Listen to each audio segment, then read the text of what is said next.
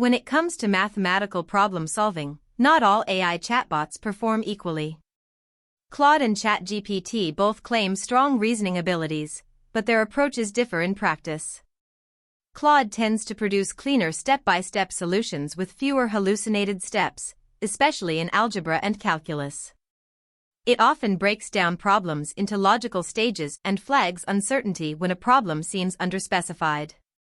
ChatGPT, on the other hand, excels at generating multiple solution paths and can handle messy real-world data problems more fluidly, though it sometimes skips intermediate steps.